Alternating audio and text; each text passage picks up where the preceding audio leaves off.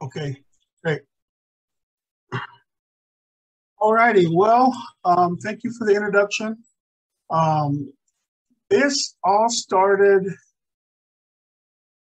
2017 when I was first at Kansas State University. I when I first arrived, every place that I went to when I was introduced, the first question faculty would ask me is what was my opinion regarding the Manhattan Indians, high school Manhattan Indians, going through the process of changing their name. And I said, I did not know that they are going through that process. I've never been to a game. I did not know they were the Indians. So it's all new to me. And so, like I said, everywhere I went from that point on, that was the first question people would ask me. So the only way for me to find out what or how the natives are represented as the Manhattan Indian was for me to go to a game, observe and watch to see what was done. So my first thought was that it would be similar to what's being done at the Kansas City Chiefs football games. Kansas City is only 2 hours from Manhattan, so I figured they'd do the exact same things with the tomahawk chop, face paint, headdresses, whatever else you can possibly imagine. I assumed that was at the Manhattan High School football game. Now, the whole reason I did this is because the Manhattan High School Board of Regents voted in the 8-0 decision to keep their Indian mascot. So, and it only took them not long to decide to keep the mascot. So that told me that they were not looking at the issues, what representation of natives in today's society is. And so that's what drew me to go to the games. So I went to the first Manhattan High football game, and I didn't see what I was expecting to see. I was surprised. They did not have a person in full regalia like you see in the image here. They did not have a war bonnet.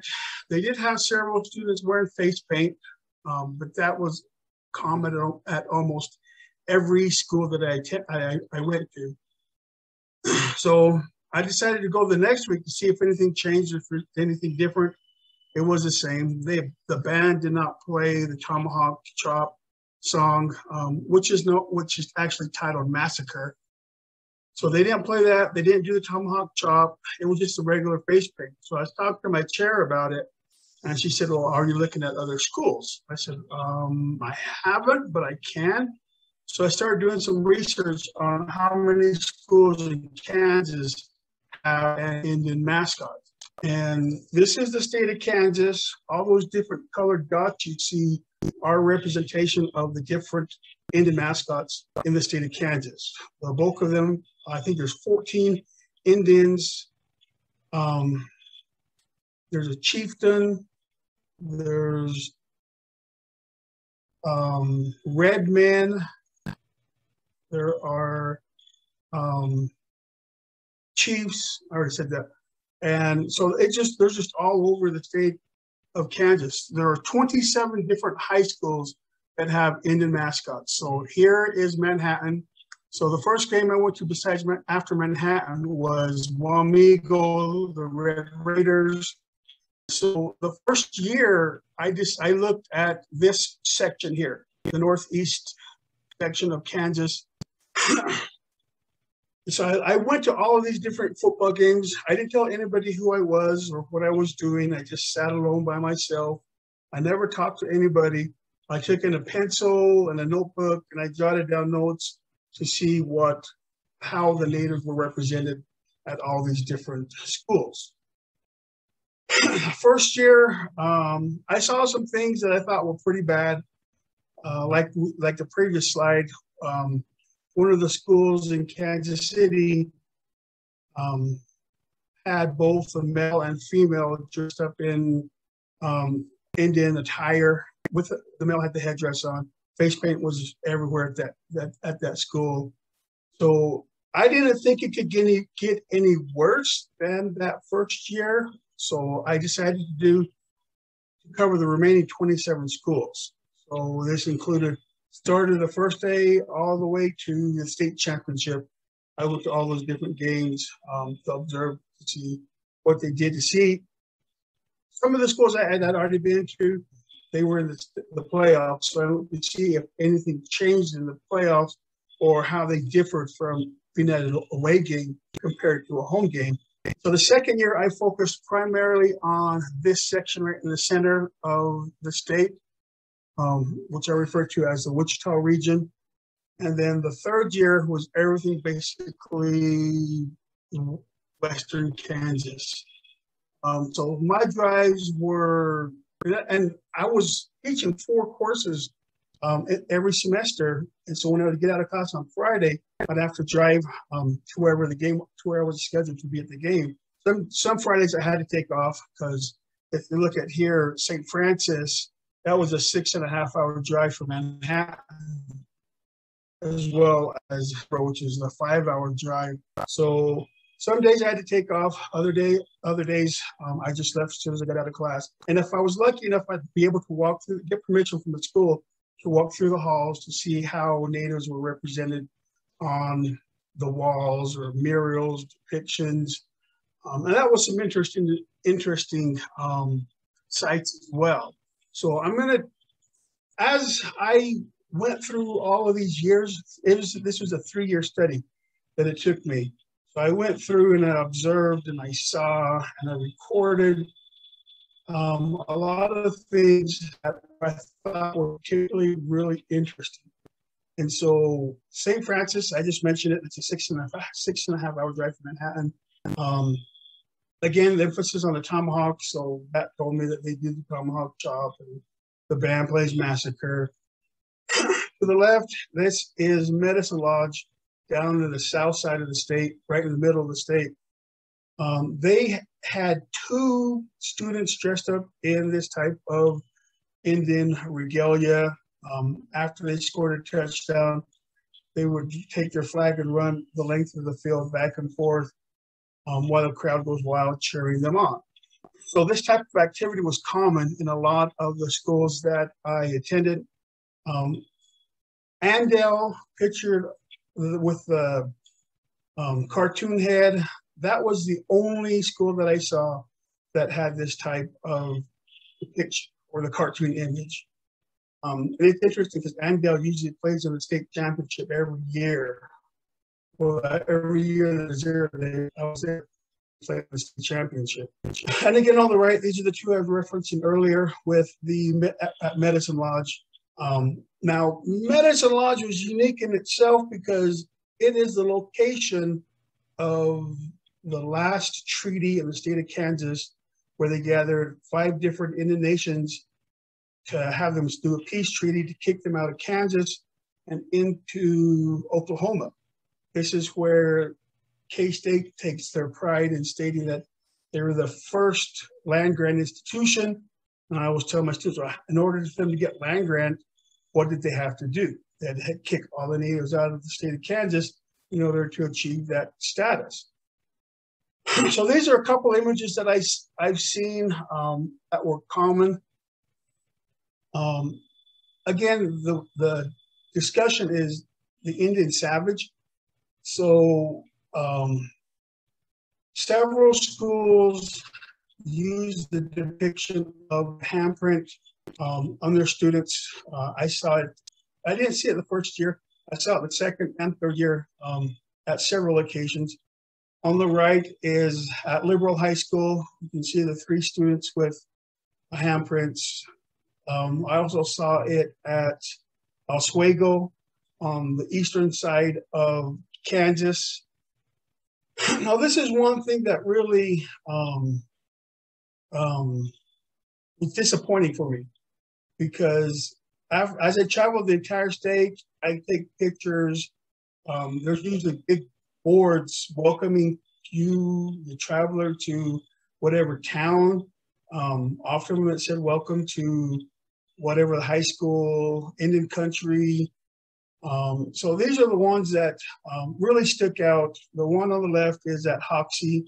which is northwest Kansas, and their representation of natives, as well as the one on the right, the purple and gold, again, Medicine Lodge. And I'll come back to Medicine Lodge in a couple of minutes because of some of the things that I saw there that has to be expanded upon. Again, more for Native peoples, these signs should not belong at these locations, especially knowing that it's not. So this again is the plain Indian persona that is common at a lot of these locations that I went to. Most of them had some reference to being in Indian country, meaning their high school, Indian territory. The one is at Larned. Now, Larned is interesting because Larned, Medicine Lodge, Hayes are all military posts for the sole purpose was to kill Indians and move them or to keep travelers safe. So those three schools are interesting in that they have Indian mascots. Again, as a reference to Hayes earlier, Hayes, I went to the high school and this was the most obscene thing that I saw in all of the images of all the high schools I attended. Now, several schools had some form of a granite statue that's native, or they had a wooden Indian, like a cigar store Indian in their school or so located on the property. Hayes had a totem pole, which I thought was, these are the images from the Pacific Northwest. To find it in the middle of Kansas was very distraught, very disappointing. And I couldn't believe that was there in the first place. So I had to take a picture of it. Hayes High School did not play at the high school. They have an agreement to play at Fort Hays University at the stadium. So I went to the game that night, and the crowds. I only saw two natives at all of these schools that I went to. So when I saw the natives at Hayes, they sat down and the band they started playing Massacre. Fans started doing the Tomahawk Chop, and those names got left. So I never got to say hi to them because it was really rare for me to see a native at any of these high school football games.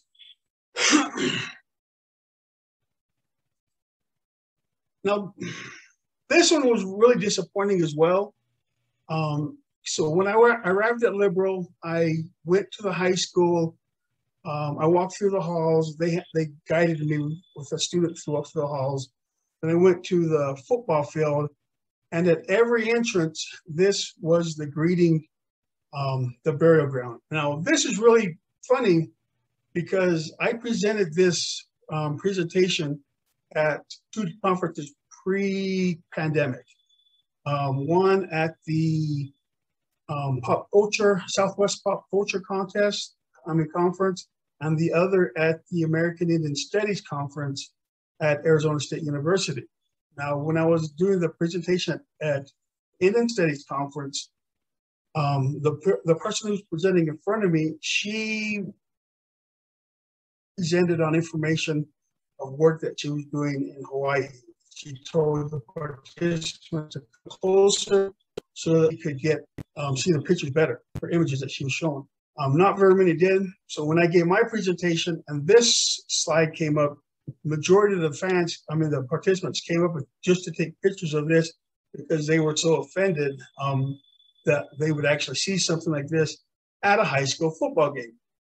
So when the game started, the football team left the field. They came back, and over the PA system, there was some stereotypical flute music playing, and a male voice over the intercom read, "Welcome to Liberal. This is the home of the burial grounds because all of our opponents who come here die." And so I was like, wow, I can't believe they actually said that. After he finished, the flute music played and stopped. The band started playing Massacre. The crowd got up and did the tomahawk chop as the football field ran into the field.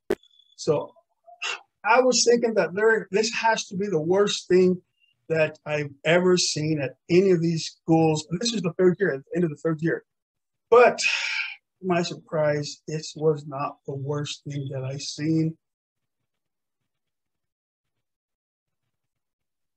But what it was basically was the, how do I get back now? And what it was the band, Medicine Lodge band, playing their music, stomping their music and dancing to powwow style back and forth on the field and then continue playing. I observed it my second year of research, and I couldn't believe it when I saw it. So I made myself go back to there just to record it so that I could have documentation of it. And it's really bad because Medicine Lodge, as I stated earlier, was a treaty site where they kicked all those natives out of the state of Kansas into Oklahoma. And so every 3 years they hold a reenactment of the Medicine Lodge Treaty. So that was last weekend. Usually I go to that just to see things and become disgusted. So I didn't go this year because I would rather help out with the chili roast. So I did that instead. But basically that's the short end of my research. I didn't want to go any longer because as soon as I finish here, I have to drive to Farmington to meet with Native students at the Farmington campus this afternoon. So I purposely made this short so that I could get up there in time to meet with them and have my other responsibilities. So if you have any questions, again, I only presented a small portion of it because I have to hit the road. Yeah. So Spence, I have a question. I mean, given there's been quite a bit of conversation in the past year or so in regards to things such of this nature, do you think this has made any difference in at these particular schools, or is it still the offensiveness still falling on deaf ears? It's still falling on deaf ears for two reasons. The first reason is that according to administrators, alumni, because this is the bulk is the alumni. The reason that they have Indian mascots is because if their schools did not have Indian mascots, the world would forget Indians actually existed because they don't see natives on a regular basis. The further out past Oklahoma you go, you don't see natives on a regular basis. I taught in the Midwest for 10 plus years, and I had 5 natives total in all those 10 years. So educators firmly believe that this is their job, their responsibility, because if they didn't do it, the world would forget we existed. But more importantly, this is how they honor and respect, and here's the best part, those dead cultures. So the belief that natives don't exist, again, because they don't see them on a regular basis, that this is their version of how honor and respect them. When I meet these educators, I say, well, why don't you change your name to the KKKs or the N-word and have a reenactment of slavery? That's the exact same thing as what you're depicting now. And they say, no, that's racist. I said, oh, what you're doing is just as racist, is that you don't accept it or you refuse to believe it as such. So it's a battle, and it's going to continue to go. And that's just the Midwest. When I was teaching in Ohio, it was the same thing, but worse.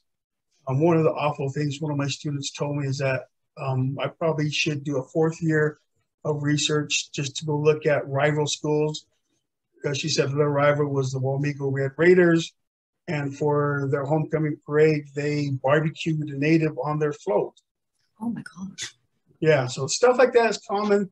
She said other students have told me similar things. So yeah, it's a battle that people don't believe is racist to begin with. So this is, again, the honor and respect. So that was my 3 years in Kansas, researching this every Friday. I was on the road somewhere. So my students would ask me Monday, what did you see? It was funny because they were just as interested in my research as I was, because they wanted to know what was the most offensive, or did it get any more offensive where I just came from.